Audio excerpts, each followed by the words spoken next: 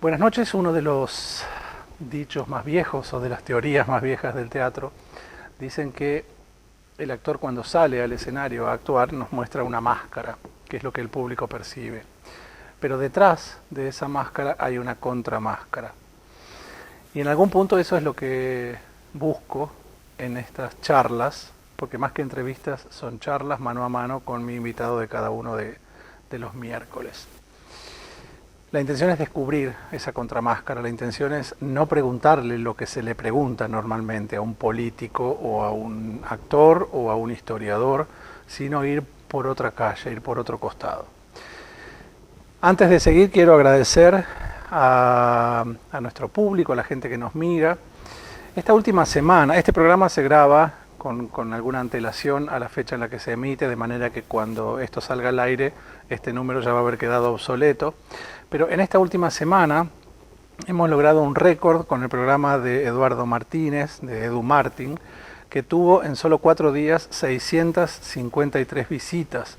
Si tenemos en cuenta que YouTube cuenta por IP, por dirección de Internet, no es que una misma persona entró 7 veces, sino que 653 personas diferentes, desde conexiones diferentes, han entrado a YouTube para ver el programa y sumado a todos los programas anteriores, en el día de hoy estamos en 2.600 visitas, lo que para nosotros es un récord y un orgullo.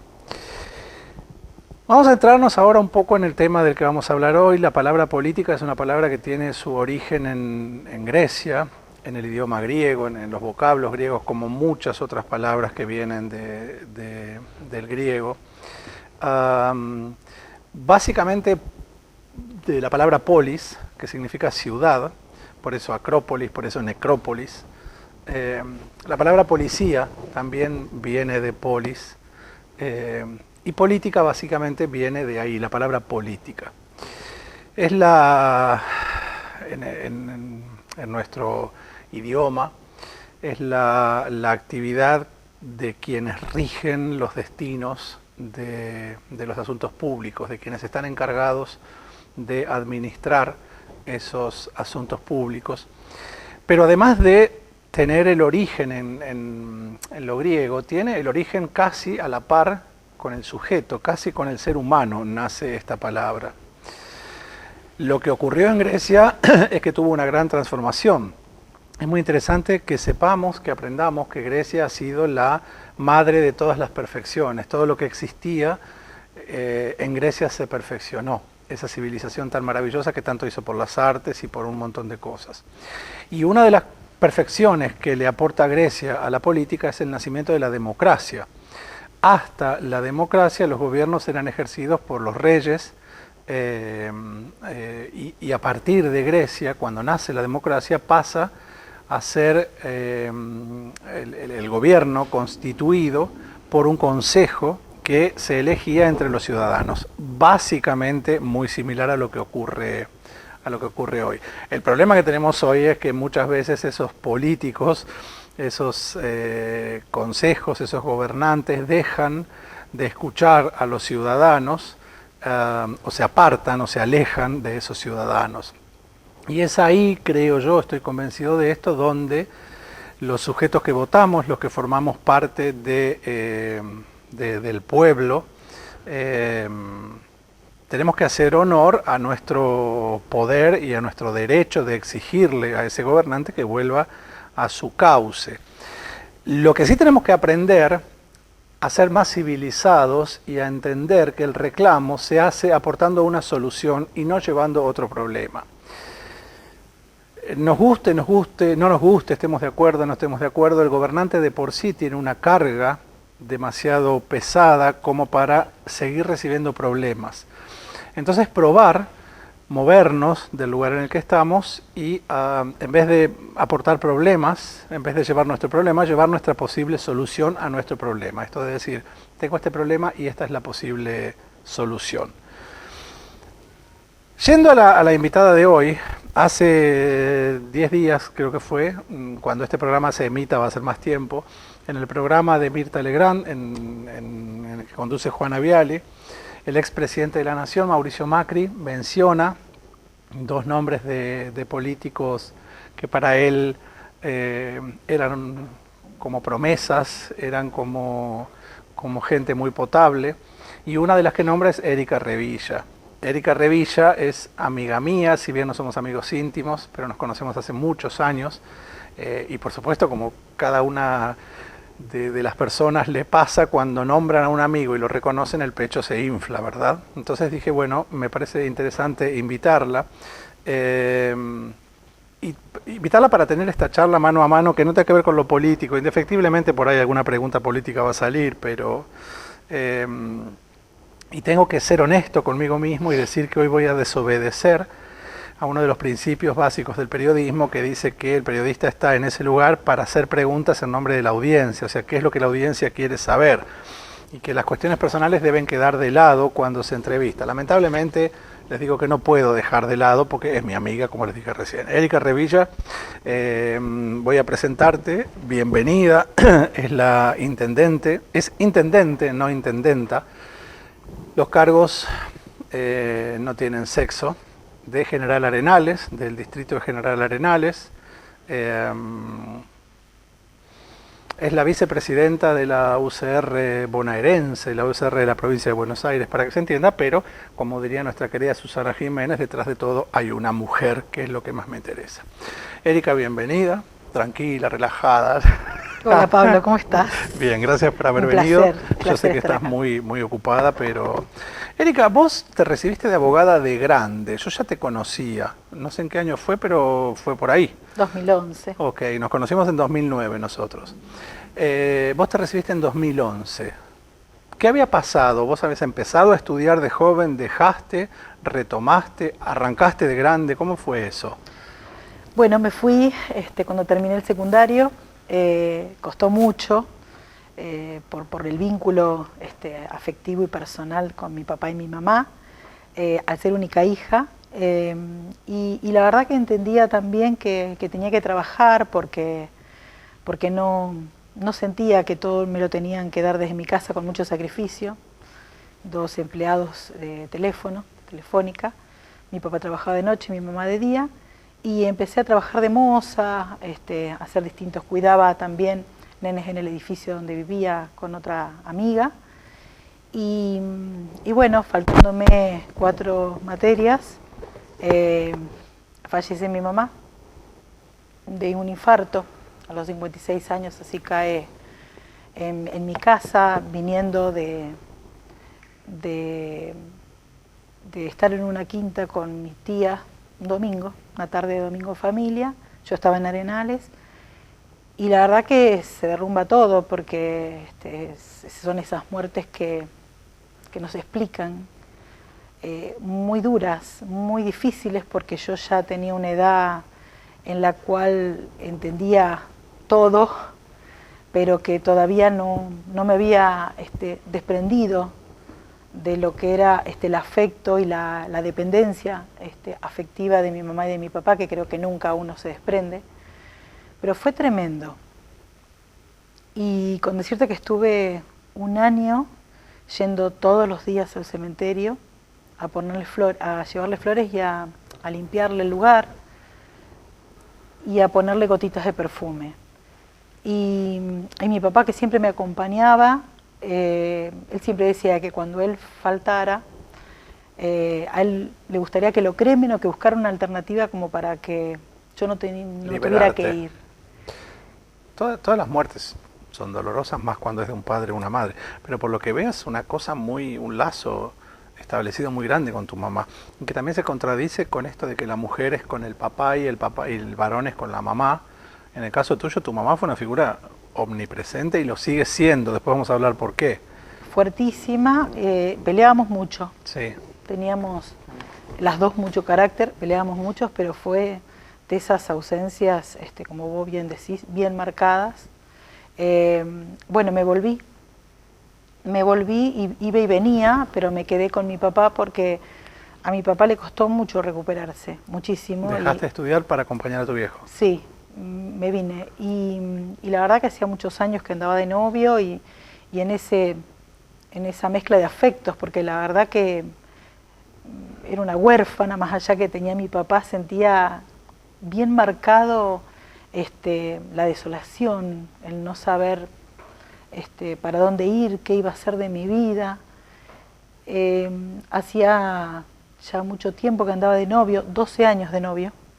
Entonces con Pablo dijimos, bueno, él por circunstancias se vino a vivir a mi casa para acompañarnos, porque la verdad que me costaba mucho levantar a mi papá, mucho, porque yo también estaba devastada. Y después nació Tomás, quedé embarazada, nació Tomás y eso también dio un estímulo, ganas de vivir, de sentir el para qué, el por qué. Para mi papá también fue muy importante el nacimiento de Tomás. Y él me acompañaba a Rosario, a cursar cuando podía, para terminar esas 4 materias.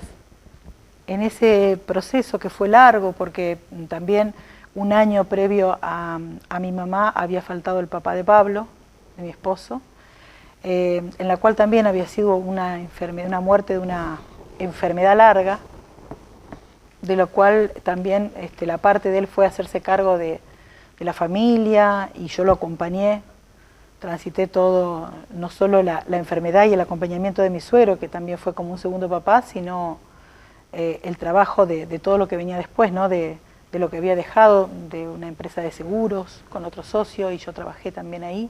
Aparece una cosa muy presente de la necesidad de tener una familia, la necesidad de rearmar esos vínculos que se pierden cuando se va mamá. Sí. Y aparece una cosa muy curiosa.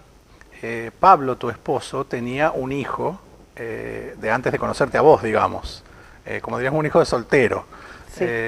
Con quien no tenía un vínculo establecido. Y ahí apareces vos, y ¿qué es lo que pasa? Porque eso es muy curioso. Y digo es muy curioso porque normalmente las nuevas esposas o las nuevas mujeres de los hombres es como que tienen una relación medio embromada con el hijo anterior de sus maridos. ¿Qué es lo que pasó en tu caso? Yo lo sé, pero es muy interesante que lo cuentes.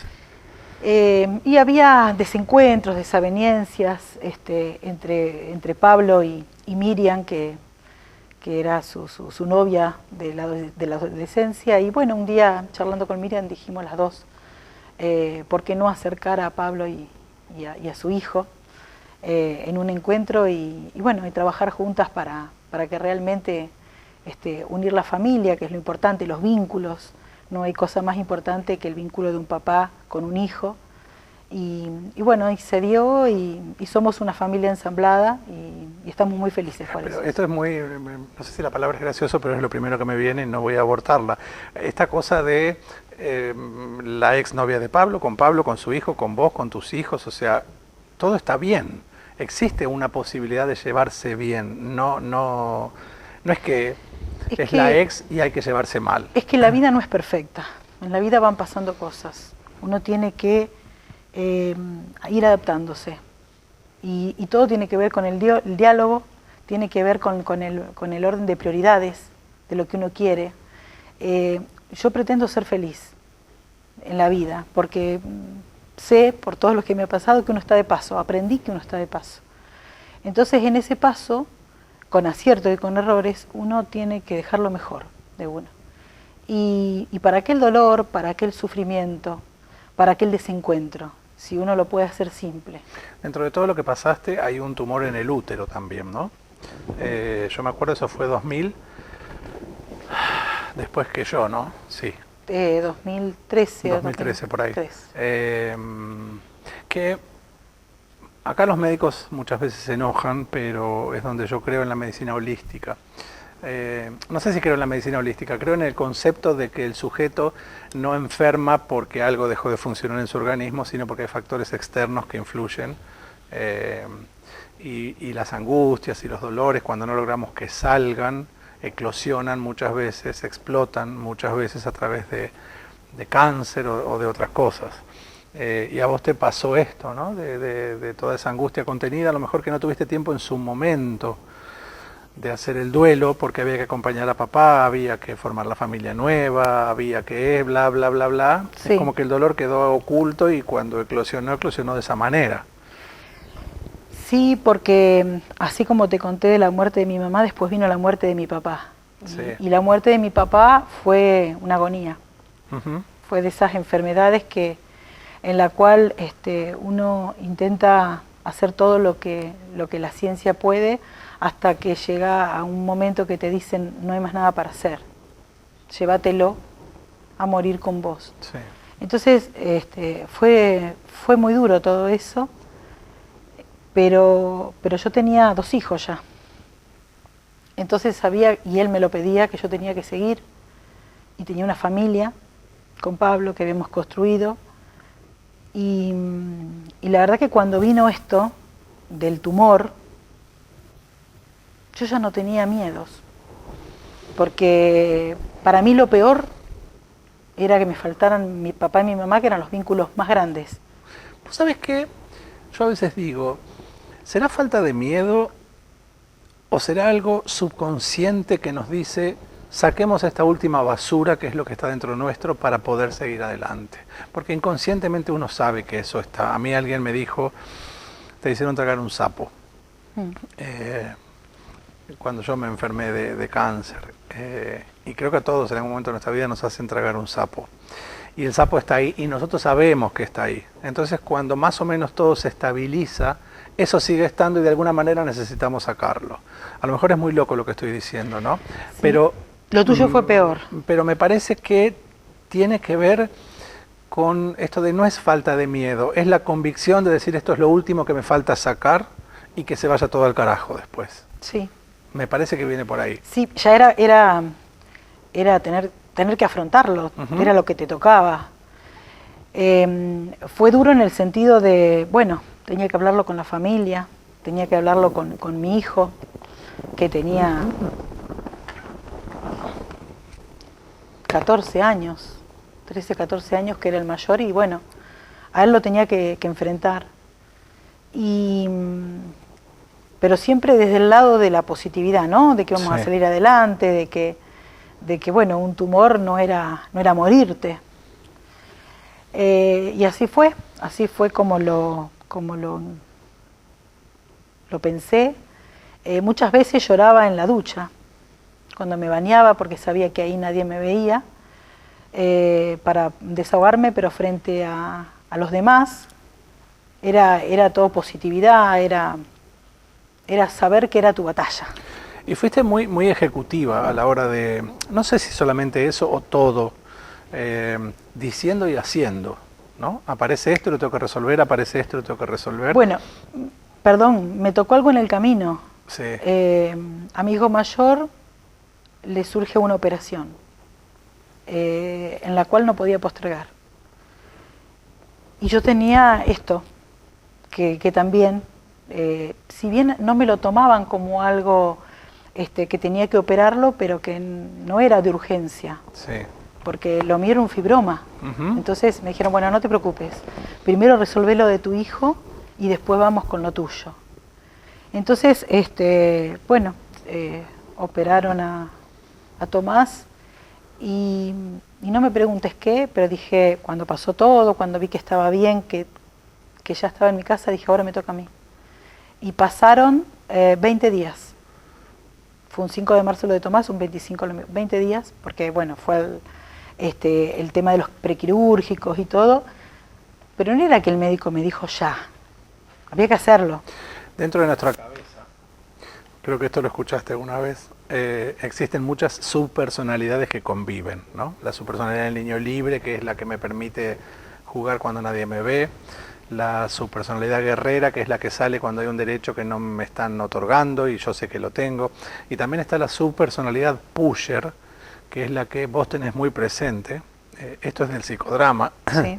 Que es esa subpersonalidad que no tolera que algún hilo quede desatado, que si hay que sacar un tumor, que hay que hacerlo ya. Y esa ejecutividad que tuviste o que tenés para la vida cotidiana, me parece que está tan adentro tuyo que la pones en práctica también en la función pública.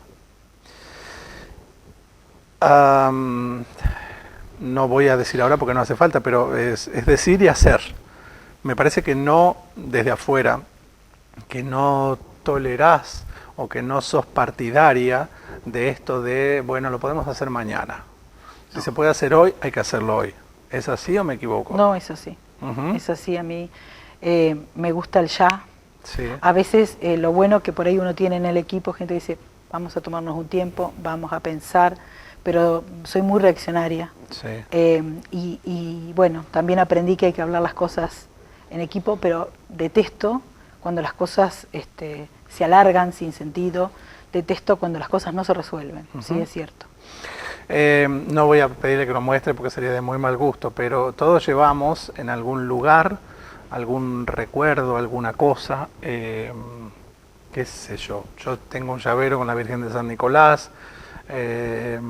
Son recuerdos que uno lleva, ¿no? Erika lo lleva en un lugar muy particular. Contanos, ¿qué recuerdos y dónde los llevas? Hacer un primer plano porque esto es digno de ver, no lo va a mostrar, pero... Bueno, y ya te diría que llevo 5 años. Sí. Llevo una foto de mi papá y de mi mamá cerca del corazón. En el corpiño la lleva. No se lo Y vamos un rosario, a mostrar, pero... al otro lado un rosario. Todo eso que ven no son que es un no es regalo, tetas, son recuerdos. Que es un regalo que bueno, me siento protegida. Sí. Me siento segura caminando por la vida. Pero una vez cuando ella lo cuenta esto, además de todo lo que es de política, digamos, también tiene su pasado de actriz y forma parte de un grupo de teatro que yo dirijo en General Arenales, el grupo de teatro Jorge Servio, nuestro querido grupo Jorge Servio. Y un día no sé cómo sale el tema y ella muestra que llevaba, le digo, pero vos vas por la vida con si todo desde que se levanta hasta que se acuesta, la foto del padre y la madre y el rosario dentro del corpiño. Es más, mis amigas me hicieron copia. Sí. Porque, bueno, ya las caras, los rostros ya están Sí. Borrados prácticamente. Sí. Pero bueno, es mi protección. Pero déjame, y quiero aprovechar, y esto es muy personal, pero desde el 2009 que estamos transitando este camino de lo que es el teatro, ¿no? Sí. Y lo que a mí me ayudó en lo personal, me ayudó a trabajar con el cuerpo, a respirar cuando uno se siente en momentos difíciles, a sentir, a disfrutar, a los olores que nunca se te van. Tantas cosas aprendí y aprendo con vos. Y creo que a todos nos pasa, los que somos tus alumnos. Igual yo no te aviso que yo no voto en Arenales. No, necesitaba, tenía la necesidad de decírtelo. Nada, si te estoy jodiendo, eso es una broma que nos hacemos nosotros todo siempre. El tiempo. Yo no voto en Arenales. Yo la conocí en el 2009, era una chica de General, bueno, una señorita de General, señora de General Arenales, que empieza a tomar clases de teatro. Al año, al poco tiempo, ingresa a la política como concejal. ¿Tuviste 2 periodos como concejal? El segundo lo interrumpí para ser candidato a intendente. Como intendente. Vas por tu segundo mandato y fuiste elegida hace poco tiempo vicepresidenta de la UCR bonaerense. Más allá de lo meramente ejecutivo, de lo meramente funcional o del cargo, qué sé yo, ¿qué se siente cuando te eligen? Bueno, primero... Te pregunto esto porque es un tema que yo trato en terapia, siempre. Que yo vengo de una infancia con papá y mamá que decían no servís. Entonces cuando alguien... Voy a dar un ejemplo claro. Hace muchos años yo después de una obra de teatro salía a saludar, era menos de 3 segundos, salía a saludar y me iba, ¿sí? No disfrutaba del aplauso. Me pasa con el programa, por ahí cuando alguien te manda un mensaje, decís, yo no puedo disfrutar eso, ¿por qué? ¿Dónde está el origen? Entonces, siempre pregunto, cuando te eligen en otra escala, porque esto no es un aplauso de una función de teatro. Entonces un aplauso, no sé cuántos habitantes tiene el distrito, Arenales, 15.000. Cuando, no 15.000, pero tu primera, después vamos a hablar de números porque los tengo, pero vos la segunda intendencia la ganaste con más porcentaje que la primera. Sí. Eso es maravilloso. ¿Qué se siente que decir, bueno, vuelven a elegirme cada vez para más? Bueno, a mí me pasa lo que vos decías, que lo hablabas en terapia. Te lo pueden decir quienes me conocen. No soy de disfrutarlo. No me detengo en esas cosas. es como que siempre me inculcaron la responsabilidad y es lo que hay que hacer. Sí. Entonces es como que no me detengo a disfrutarlo. Sos medio extraña vos, no sos muy normalita. En un viaje, vieron que los políticos siempre están con cuidado, que no se vea esto, que no se vea aquello, que no quiero contar esto, que no.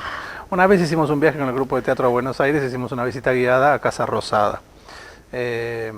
Visita que incluye. ¿Qué año era eso? ¿Qué sé yo? 2005, 2006. 2011. No, estoy hablando pavada, 2015, 2016. Antes, y yo 2015 fue era antes de ser intendente, era concejal yo. Bueno, fuimos a Casa Rosada, había una visita guiada que incluía el famoso balcón. Sí.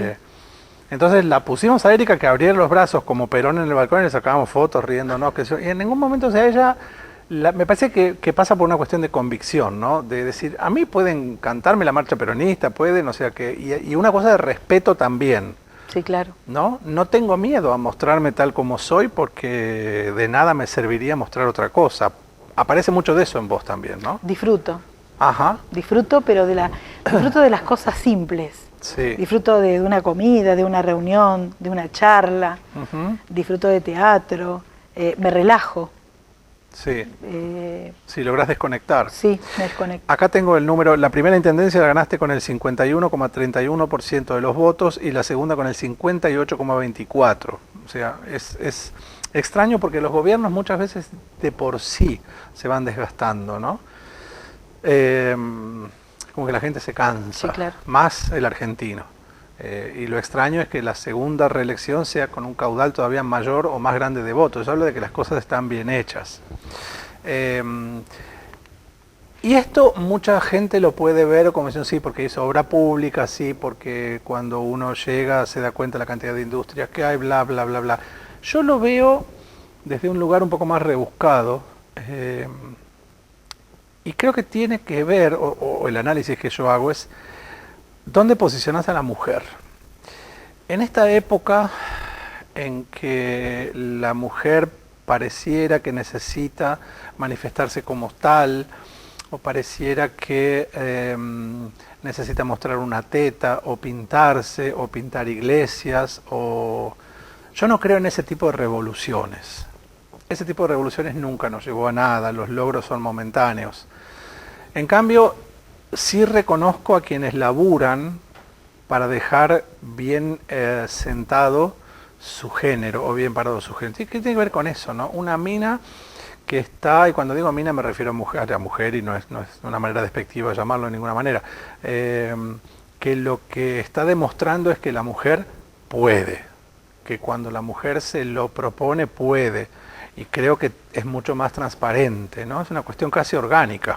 Sí, y es una responsabilidad también, Sí. porque vos pensás que en Arenales no hubo otras intendentes mujeres. ¿Fuiste la primera intendenta mujer? Claro. Ajá. Y después de los 32 intendentes radicales, soy la única mujer, Sí. y de los 69 del Frente Cambiemos, soy la única. Te dicen la reina de la cuarta, ¿no? Me cargan, sí, todo La el cuarta, tiempo. porque ¿qué es la cuarta? Nosotros Porque tenemos, en diferencia con Santa la Fe... sección cuarta, claro, la sección cuarta es la junta, la cuarta electoral, la sección electoral, Sí. en la cual son los municipios cercanos. Y sos la única mujer. Soy la única mujer, pero de toda la oposición. O sea, Ajá. intendentes mujeres de la provincia de Buenos Aires somos 6. Ajá. 5 son del Frente de Todos y yo soy la única de la oposición. Entonces, es muy divertido. Igualmente me encantaría que seamos más, la verdad. Es muy divertido porque, claro, hasta un día me acuerdo que iban a jugar al fútbol a la Quinta de Olivos. Sí. O sea, chicos, voy de aguatera, o sea, yo también juego al fútbol, si quieren voy al arco. Pero claro, hay cosas en las cuales uno por ahí queda fuera y yo trato de ser uno más. Yo prometí que no iba a contar ninguna infidencia, pero me la dejás Se va servida. justificando. Me la dejás servida. Hay una anécdota tuya, cuando fuiste a inaugurar, no me acuerdo qué, que te dieron sí. Un playón en la estación Ascensión. En la estación Ascensión se inauguraba un playón deportivo. Entonces llevan a la intendente para que diera la patadita inicial desde el centro de la cancha hacia el lado del arco, ¿no? Se supone que con toda su femineidad se iba a dar la patadita. La clavó en el ángulo, desde la mitad de la cancha. Sí, porque estábamos ahí divirtiéndonos, porque se hizo el acto y se largó como a lloviznar, entonces los chicos, bueno, se fueron. Y hemos quedado ahí con los delegados, entonces se pusieron ahí los delegados y empezaron a patear. Y yo estaba de taco encima. Y bueno, hice un gol, imagínate, los memes salió. Y después hubo otro, ese fue terrible, porque fue el federal, que es era en Ferré, entonces había sido convocada también a hacer el puntapié inicial. Pero estaba la cancha repleta. Yo tomé distancia, tomé carrera. Y hice que se miraban todos. Y no, ahí no hice un gol, pero le pasó la pelota a uno de Junín que bajó la cabeza. Cachito Revilla. Escúchame, vos tuviste tu época de macumbera también. Vos no querés decir que no, pero vos, la macumba. ¿Qué es la macumba en tu vida? Bueno, yo estuve en la macumba y en la caracatunga. Bien, ahora que se asustaron, relajen, porque hablamos de comparsas de Arenales. Claro, porque los carnavales, bueno, toda una tradición en todos los pueblos. Sí. Y allá nosotros teníamos la quema del Rey Momo, que era en una cuadra donde estaban mis primos, que era un barrio que era abocado a armar los trajes de carnaval. Estaba la famosa Juana, que era la que nos aglutinaba a todos los chicos, y teníamos esa famosa comparsa, que era la macumba, en donde los vestidos eran de miriñaque, con lentejuelas y con brillo. Y bueno, una amiga tuya muy mala me pasó una foto, yo no la voy a mostrar de ninguna manera. Porque estabas como leudadita de piernas en ese momento. Eso siempre, nací leudadita de piernas. El diario La Nación te hace un reportaje el 15 de marzo de este año y te pregunta cómo evaluás la gestión de Kicillof. Y tu respuesta fue o sea, después dijiste otras cosas, pero lo primero que dijiste es: la educación no es una prioridad. Para el gobierno. Para el gobierno, obviamente, para Kicillof, sí. O sea, te preguntaron cómo evalúas la gestión Kicillof y lo que dijiste es: noto que la educación no es una prioridad. Y me llama la atención y te voy a explicar por qué. Yo discuto mucho con los políticos porque sostengo que la educación no es algo primordial en las agendas de los políticos. Y que cuando le dan un poco de lugar, lo hacen de mala manera. La historia sigue enseñándose para el culo, y lo voy a decir de esta manera. Seguimos diciendo que Sarmiento fue el creador de la escuela, y también le decimos a los chicos que Sarmiento no faltó nunca a la escuela. Entonces el chico en su cabeza tiene un despelote que dice: ¿cómo? Si Sarmiento creó la escuela, ¿a qué escuela fue él sin faltar un día? Lo que no se dice es que fue creador de la escuela laica, y que las escuelas que creó Sarmiento, si quieren podemos hablar largo y tendido sobre cómo fueron, en qué condiciones vivían las maestras, que Sarmiento nos trataba a lo del interior como los peores indios, que Rosas era un hijo de su madre. O sea, la historia no se enseña como debe enseñarse, y por eso tenemos los gobernantes que tenemos. Y creo que es el huevo o la gallina. Al gobernante no le conviene que haya educación, no le conviene que el pueblo piense, porque estaríamos ante un grave problema a la hora de las elecciones. Vos planteas lo contrario, y no voy a quedar bien con nadie, porque ya a los 51 años no tengo ganas de quedar bien ni con vos porque no te voto, y con Poleri porque es el que auspicia el programa, pero si me tengo que pelear me voy a pelear también. Pero este programa, vos me preguntabas antes de empezar, yo vengo queriendo hacerlo hace 5 gestiones y por supuesto nunca me dieron bolilla, porque evidentemente no sirve que el pueblo piense. El que me dijo sí fue Joaquín Poleri, porque le interesa que la gente piense, ¿sí? O que al menos se vea la cosa de otro lugar. Y vos planteas más o menos lo mismo. Esto tiene que ver con la formación radical, con la adherencia al radicalismo, tiene que ver con una convicción personal.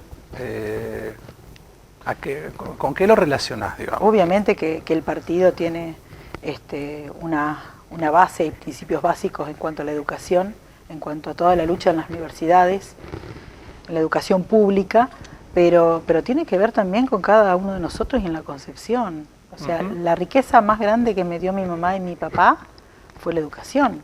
Una familia de clase media, humilde, que hicieron los sacrificios para que yo estudiara. Yo soy profesora de inglés, me faltaron meses para recibirme de profesora de dibujo. O sea, todo lo que podía hacer y perfeccionarme, ahí estaban mi papá y mi mamá, que no pudieron acceder a la educación. Y yo quiero lo mismo para mis hijos. Y noto muchas veces que cuando transitaron toda la secundaria, faltaban contenidos, y faltan contenidos. Y necesitamos formadores y pensantes, porque la verdad que un pueblo que no piensa es un pueblo que no tiene futuro, que no se proyecta. Es por eso que estoy en contra de los gobiernos populistas, porque eso es lo que impulsan y eso es lo que quieren, un pueblo que no piense, un pueblo que esté subsumido o en este trayecto, por ejemplo, en este momento que estamos pasando, el miedo no es el camino. En la pandemia el miedo no es el camino.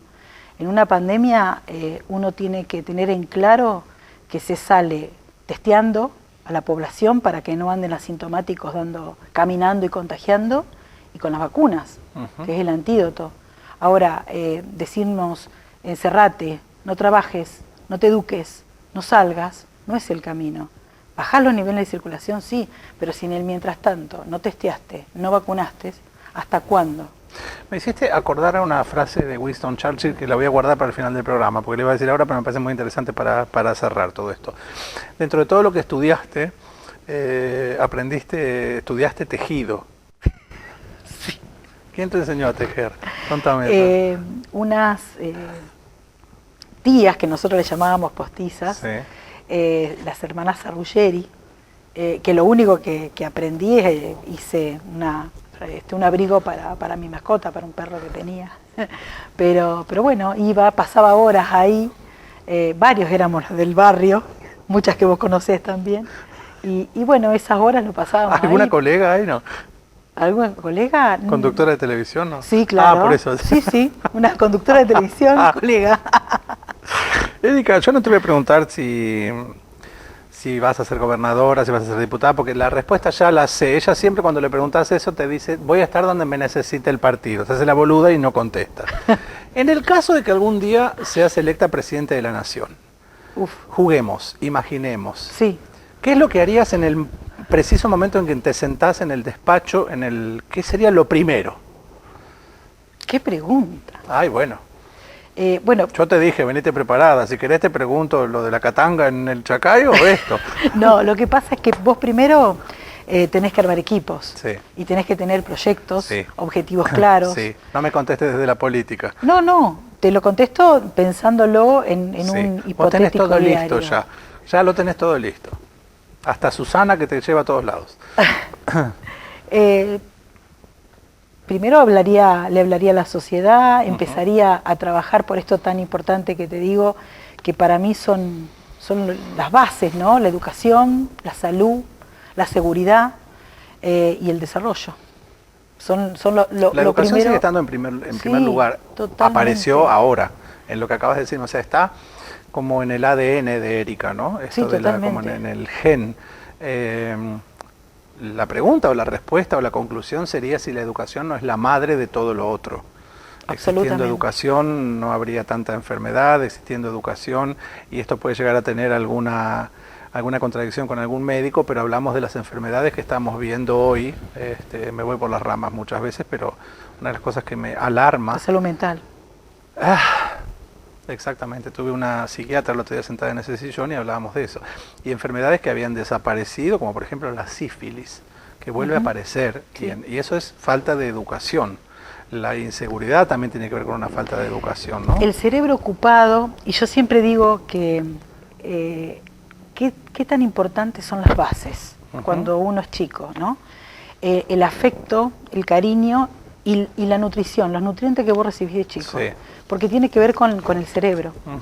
Tiene que ver en un proceso y en un acompañamiento, y no tiene que ver con que uno sea pobre o rico. Tiene que ver con el orden de prioridades. Sí. Entonces me parece que ahí es donde hay que trabajar. Ahí es la formación y es la base de todo desarrollo de país. Sí, y si nos ponemos muy analíticos o muy filosóficos, muchas veces los que están arriba en la escala social son los más maleducados. Sí, totalmente. ¿No? Hay de todo. Esto, yendo por el camino de decir, la pobreza, la humildad no tiene nada que ver con la falta de educación, son dos cosas que no se llevan. Alfonsín, creo que fue en la reforma de la Constitución, planteó por primera vez su acuerdo con el aborto. Inclusive creo que tuvo una discusión grande con Menem por ese tema. Bueno, después finalmente ganó la Iglesia en el juego de presiones, que yo más, pero Alfonsín fue uno de los primeros presidentes argentinos que se manifiesta a favor del aborto. ¿Cuál es tu postura? Con respecto al aborto, obviamente, no con respecto a lo que dijo Alfonsín. Sí, claro. ¿Hay dos posturas? Qué mal. Qué mal la grieta. Qué mal dos posturas. No, te pregunto si hay dos posturas en Erika. Ah, no, me centraba en lo que vos decías de que hay dos posturas, pañuelos verdes, pañuelos celestes. No me parece bien.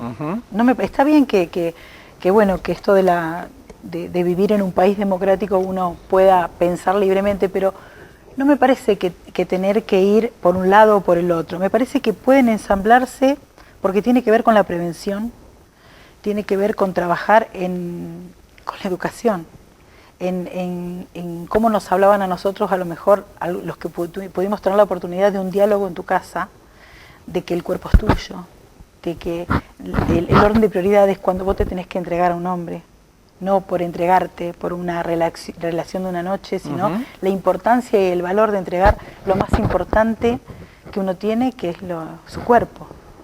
Entonces, me parece que no es o una cosa o la otra, es un todo en el cual hay casos específicos en los cuales uno tiene que ir por la ley del aborto y en otros tiene que trabajar mucho en la prevención, en la educación, para no llegar a un momento de tener que tomar una decisión tan importante, porque es tu cuerpo. Y también creo que puede surgir acá la palabra empatía, que es una palabra que yo uso mucho, ¿no? Sí. Esto de entender cada caso. Totalmente. De entender cada situación. Totalmente. De entender cada contexto. Siempre se dice que la ley debe ser hecha de acuerdo al uso y a la costumbre del lugar donde va a ser aplicada. Total. No es lo mismo Buenos Aires que Santi Espíritu, ¿no? Son diferentes. Lo estamos viendo. Hoy, en este momento que nos toca transitar la pandemia, no son los mismos requerimientos, no lo sentimos de la misma, ni lo vivimos de la misma forma. Sí. Bueno, hace 2 años que no se hace por esto de la pandemia, aquello que más. Pero en el verano, cuando terminan las actividades de las colonias, valga la redundancia, hacen como su despedida. Acá en Teodelina tenemos la colonia de los chicos y la colonia de la tercera edad. Y en Arenales también hay una colonia de la tercera edad. Entonces cuando termina esa colonia, Erika los carga a todos en Traffics y se vienen todos los viejos, vamos a decirlo así porque es una forma cariñosa de llamarlos, y se encuentra con los viejos de Teodelina y pasan un día comiendo asado y festejando. Yo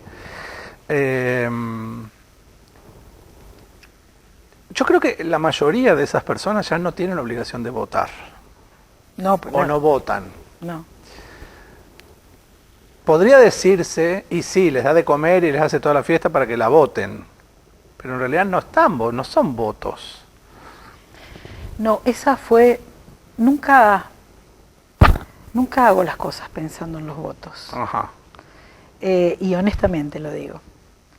Eso fue una idea del director de deporte, muy acompañado y ayornado con la dirección de cultura, en la cual empezaron a trabajar en el bienestar de aquellas personas, porque muchas son solas y otras son matrimonios, y que empezaron a ir a buscar al vecino o al de enfrente y decir, che, ¿por qué no te enganchas? Ay, no, yo esas cosas, es como los viajes de jubilado, ¿viste? No, yo esas cosas que van a buscar novio.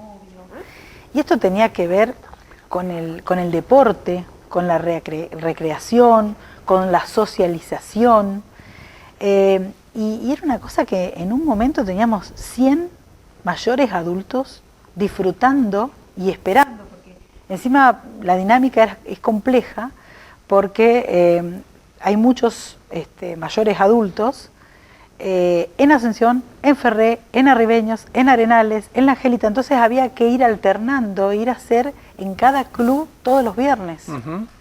Y empezó con colonia de verano y después querían colonia de invierno. Y comenzó también con el director de deporte, el Newcom, que era un vóley adaptado en el cual vos no era la exigencia del saltar o del correr, sino de parado. Entonces todas actividades, o el tejo, o las cartas también, o todas actividades, y siempre el baile. Cultura siempre la alegría, el baile.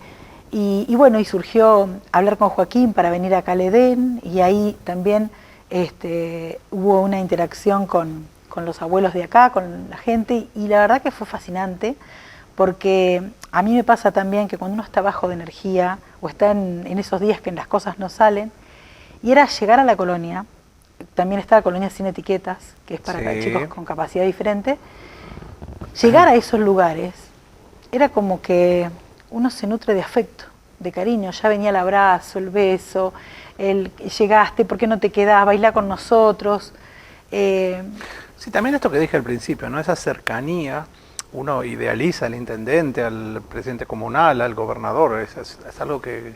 Lo mismo pasa con los héroes. Nos han hecho idealizar tanto que parece que fueran inalcanzables. Entonces verte bailando, verte tirándole un balde de agua, un gozo de espuma a Joaquín, en algún lugar los humaniza, y el humanizar a quien decide mi destino es muy útil para el sujeto, para mí. Saber que vos sos de carne y hueso, y Joaquín es de carne y hueso, y Lifshitz, y quien haya sido, ¿sí? Es que eso somos. Claro. No, nombré Lifshitz acordándome que, bueno. Sí. Una pregunta que me dijeron que te haga, esta pregunta no es mía. Ay. ¿Quién fue el cura Juanchi?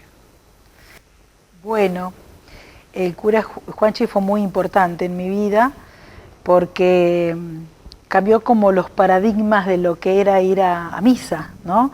Yo cuando hice la comunión y la confirmación tuvimos un padre muy, muy duro, en la cual íbamos con una libreta y nos marcaba un sello para no faltar ningún domingo.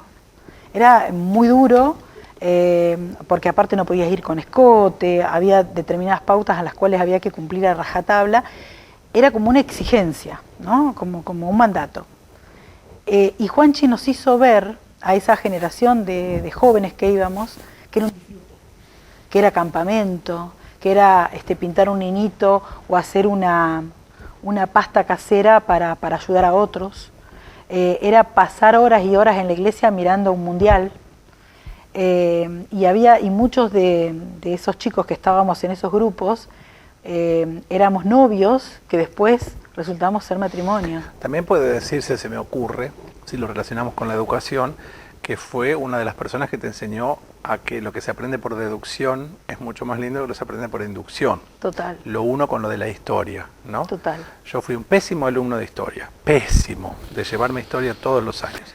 Hasta que una gran amiga mía, Ana María González, me regaló un libro que se llama La amante del restaurador, y a partir de ahí fue el gran pórtico de ingreso a la historia argentina, y al día de hoy me maravillo leyendo historia. Entonces, no sé si es bueno decir, tenés que venir y te voy a poner el sellito. La seducción juega un papel muy importante, y no hablo de seducción en cuanto a lo sexual. La importancia que tienen los seres que nos seducen en nuestra vida, pero que nos seducen, repito, no para lo sexual, sino para invitarnos a un montón de cosas, la importancia que cobraron y que podemos cobrar nosotros para con otros. Es que los maestros son muy importantes en nuestras vidas. Uh-huh. Son los que hacen esto, ¿no? Hacen que vos ames determinadas o que tengas determinadas pasiones. Y eso tiene que ver por dónde te llevan, porque muchas veces después te dejan a trabajar tu imaginación, expresarte, pero es tan importante la formación, el maestro. Estamos más o menos bien de tiempo, todavía nos queda. A cada invitado le pido que traiga 3 objetos que tengan una carga emotiva o emocional muy importante. El primero de lo que nos trajo Erika es esta coneja. Guardada, bien.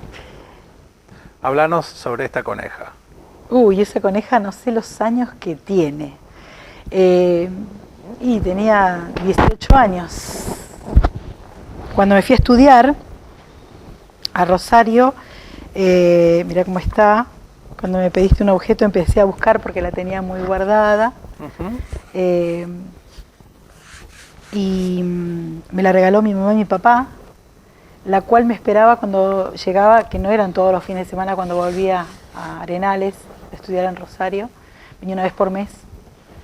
Sobre todo el primer año fue durísimo. Entonces ella me estaba esperando en la cama. Era como lo que me quedaba en mi casa. Fe se llama. se llama Fe. ¿Cómo fue ese momento en el que te la regalaron? Ya venía con el nombre. Y bueno, fue decir, nunca me voy a separar de ella. Siempre va a estar en mí. Era como mi compañía, sin saber lo que iba a pasar después, o qué me iba a deparar el destino. Y bueno, hacía mucho que no la agarraba, la tengo muy guardada. Es como volver a esos años, es como rememorar cuando llegaba a mi casa, y creo que también era la compañía que quedaba en mi casa para mi papá y mi mamá, ¿no? Una parte de mí. Uh-huh.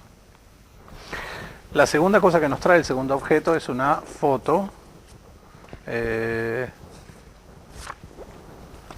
preguntarte quiénes son está de más, pero son mamá y papá. Sí, son mamá y papá, que es la foto que llevo en mi cuerpo. Ajá. Y bueno, las chicas, mis amigas, me hicieron copias porque sabían que se iba con el tiempo a borrar del uso. Sí, es una foto donde los tengo. No, extrañamente y contrariamente, si charlas con mis amigas de la infancia o de toda la vida, te van a decir que no me gustan las fotos. Sí. No saco fotos. Sí, le saqué a mis hijos cuando eran chicos y tengo un álbum de cada uno de ellos, pero no soy partidaria de las fotos. Un día hicimos un ejercicio y me preguntaron si viene una inundación y se lleva todo lo de tu casa, ¿qué es lo primero que salvás? Y ellas dijeron las fotos y yo las miré, porque era lo último a lo mejor que yo me iba a llevar. Yo soy más de registrar los momentos, pero cuando no puedo mirar las filmaciones tampoco, quizás después de todo lo que pasó, pero la verdad que es una forma de tenerlos presentes, ¿no? Y por último trajo esto.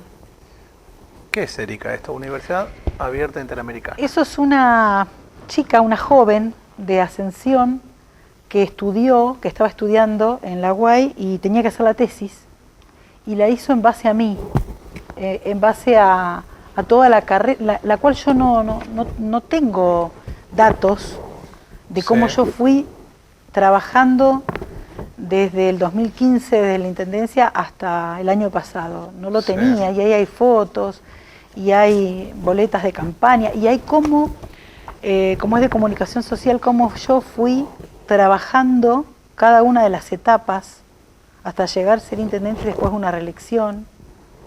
Y la verdad que es como un tesoro que guardo, porque nunca me imaginé que otra mujer se identificara desde ese lugar como para hacer una tesis y alcanzar su título en base a la trayectoria de un gobernante de tu pueblo, de tu localidad. Si volvemos a jugar, mañana te levantás y vas a la cocina de tu casa y pones la pava, y cuando te das vuelta lo tenés sentado a Irigoyen y Alfonsín en la mesa de tu casa. ¿Qué les decís? Que los admiro profundamente. Uh-huh. Que me inspiro, sobre todo en Alfonsín, porque fue lo que me hizo emocionar, vibrar, creer, sentir que otra Argentina es distinta, por el coraje, solo por el coraje, por la convicción. Y si te das vueltas y te sentás y ves en el living, bueno, yo conozco tu casa, entonces, y en el living ves sentado a Perón y a Evita.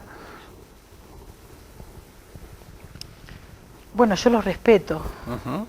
Los respeto porque para muchos fueron grandes líderes, porque son parte de la historia de este país. Les agradecerías parte de la historia. Eso es justamente lo que yo digo siempre cuando hablo de la empatía, el entender lo que el otro hizo, más allá de que yo lo comparta o no lo comparta, esté de acuerdo, no esté de acuerdo, sea de esa rama, sea de otra rama, sea oposición, sea oficialismo. El entender, no es necesario pelearnos, no es necesario generar esto que hablábamos recién, que es la grieta. Yo te agrego el respeto. Claro, todo nace de la empatía, ¿no? El respetar al otro, el mirarlo, como digo siempre, el ejercicio de psicodrama, sacarte tus ojos, ponérmelos y mirarte con tus ojos. Y voy a entender un montón de cosas que no puedo entender.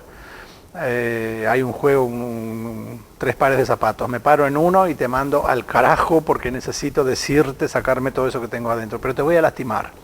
Me paro en el otro y no te digo nada para no lastimarte, pero estoy lastimándome yo. La empatía es pararse en el par del medio, con una mano agarrar tu corazón, con la otra agarrar el mío y decir, si yo no te lo digo me va a hacer mal, pero tampoco quiero lastimarte. Te lo voy a decir de una manera en la que podamos llegar a ser respetuosos, en la que podemos llegar a entendernos, ¿no? Sí. Cuesta, no va a ser para mañana, pero uno de los objetivos de este programa es eso, es ver al otro desde otro lugar, empezar a entenderlo un poco más. Hace algunos años, yo a mis amigos los elijo y los elijo muy bien. Cuando yo era joven tenía muchísimos amigos y con el paso de los tiempos fueron desapareciendo porque no me interesaba tenerlos. Y cuando aparece alguien nuevo pasa por un filtro muy grande. Yo me quiero quedar solamente con la gente que me gusta.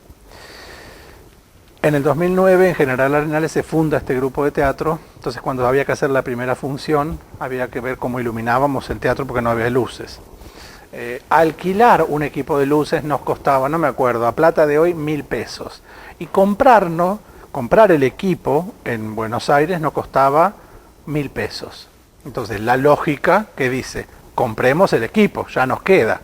Erika que no, porque si el grupo no seguía, qué sé yo, lo importante no fue la discusión, el objeto de la discusión, sino la discusión en sí. Parada en un lugar y con una convicción que ni ella ni yo dimos el brazo a torcer, porque yo agarré mis llaves y dije, listo, yo renuncio, hagan lo que quieran, tienen esta loca en el medio, y ella seguía, dijo, hasta que alguien se paró en el medio y dijo, bueno, paren, porque...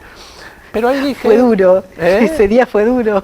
Pero más allá de lo duro, digo, qué interesante que alguien sostenga su convicción desde ese lugar. Qué mina interesante. Y después hiciste algo que para vos debe haber sido una pelotudez, pero para mí tuvo un valor. Hace algunos años, cuando fue el Acercarte, 4 o 5 años, venía Adriana, la que canta la canción del Sapo Pepe, a Arenales. Era la ídola de mi ahijada Martina. Ella la quería conocer, entonces la fuimos a llevar para que la viera desde la calle al escenario. Cuando Erika se entera que estaba Martina, me llama por teléfono, me hace ir por determinado lugar, qué sé yo, y la agarra Martina de la mano y la lleva y la ve a Adriana. Adriana le dio un beso, se sacó una foto con ella. Para Martina fue en ese momento conocer a Dios, sí. ¿no? Entonces, fue cumplirle el sueño a un angelito. Y parece una boludez, pero si mucha gente en muchos lugares del mundo cumpliera sueños de angelitos, cuánto mejor sería el mundo. Y eso no le alcanzó. La tuvo todo el recital de Adriana a UPA, a Martina, que es bastante carnudita igual que ella, para que Martina pudiera verla bien. Esa es la gente que me gusta. No la que me hace favores a mí, la que le hace favores al prójimo, a los otros sujetos. ¿Estuviste cómoda? Sí, muy. Si no, decís que sí, igual para no quedar mal. Por eso no... ¿Vuelvo? ¿Vuelvo? Si digo que estuve cómoda. Gracias por haber venido, Erika. Gracias a vos. Nos vemos el miércoles que viene. Nuestra invitada el miércoles que viene es Mónica Riboira. Así que los esperamos como siempre. Recuerden que pueden mandarnos mails a doscronopios@hotmail.com. Pueden buscarnos en Instagram como Dos Cronopios Teodelina, y si no, entrar al canal de YouTube, ponen Dos Cronopios, aparece el canal, se suscriben, hacen link en la campanita y cada vez que subamos material lo pueden ver. Muchas gracias, nos vemos el miércoles que viene.